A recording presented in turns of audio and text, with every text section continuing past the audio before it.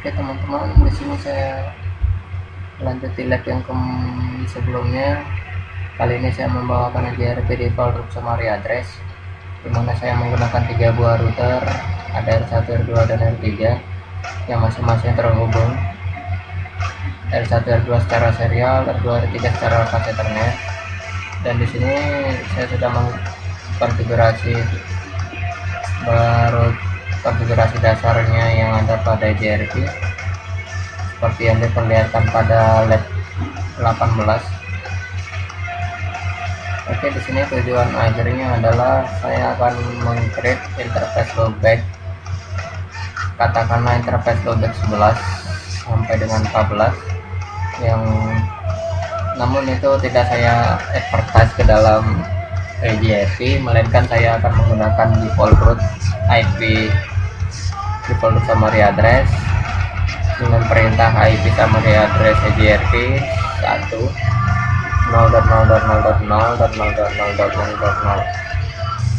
Artinya apa? Artinya walaupun saya tidak mengadvertise-nya ke dalam network JRP, namun IP address tersebut akan diredistribute ke dalam JRP sehingga bisa dijangkau oleh router 2 dan router 3 dengan menggunakan default root summary address tersebut.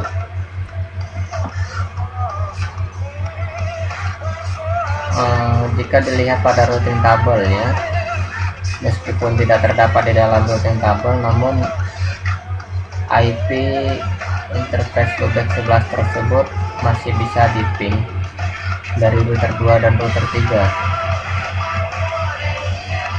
Itulah fungsinya default root summary address, sehingga walaupun tidak di-advertise ke dalam network JRP, dia masih bisa diredistribute ke dalam network JRP sehingga router 2 dan router 3 masih bisa menjangkaunya. Untuk melihatnya, coba langsung saja kita mulai dari R1 enable, dan di sini saya sudah mengkonfigurasi untuk konfigurasi dasarnya seperti yang diperlihatkan pada video 18 saya. Di sini saya akan verifikasinya dengan coba IP root terlebih dahulu, dimana di sini sudah terdapat routing table JRP-nya, dan jika kita ping seharusnya tidak ada masalah. Oke ya, bisa semua di ping. Selanjutnya saya akan menambahkan interface loopback yang saya maksud tadi, konfigurasi terminal interface loopback 11 IP address 11.11 11.1 11.23. saya tambahkan loopback 12, IP addressnya 11.11.11.2 11.32 juga, dan saya tambahkan loopback 13, IP addressnya 11.11.11.3 32 semua ya.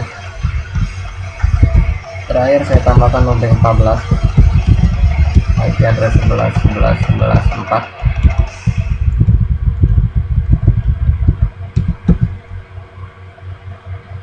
dan saya memasukkan ke dalam router JRP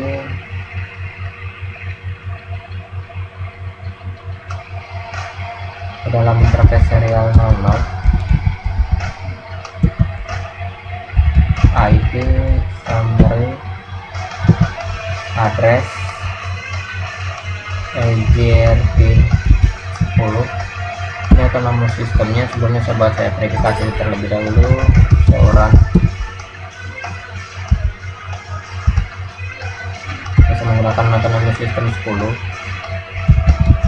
IP summary address JRP 10 dengan default root IP addressnya default root.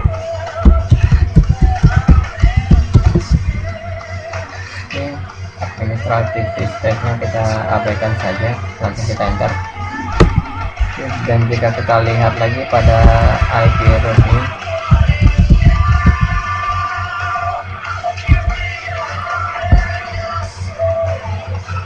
Ya, dia terlihat memiliki routing tabel dengan simbol D bintang, artinya ini bintang kandidat default, sedangkan D nya itu adalah singkatan dari dual, yaitu untuk EJRP.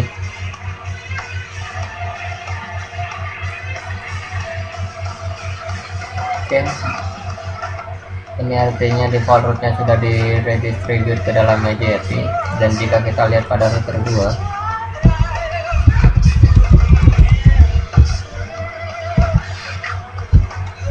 dia juga ada terdapat kandidat default root EJRP, artinya meskipun dia tidak di eksportasi ke dalam EJRP, namun dia masih bisa diredistribute ke dalam EJRP, sehingga IP-IP tersebut masih bisa dijangkau oleh router 2 dan router 3. Dan jika kita lakukan lebih detail lagi verifikasinya 11.11.11.1, dia tidak terdapat di dalam tabel, namun jika kita lakukan ping, ya dia masih bisa dijangkau.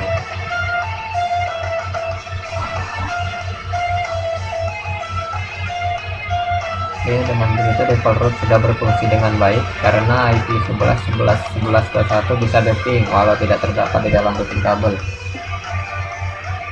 Dan jika kita lihat pada router 3 juga sama seperti yang diperlihatkan pada router 2. So IP root, jadi terdapat kandidat default root EJRP, di mana dia menerima routing update-nya melalui fase TH00.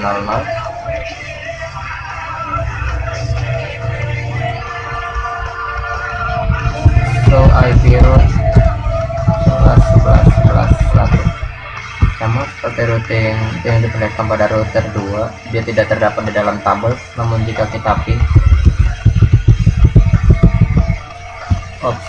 11, maaf bukan 11 tapi 1 ya, walaupun meski dia tidak terdapat di dalam routing table, namun IP tersebut masih bisa di-ping.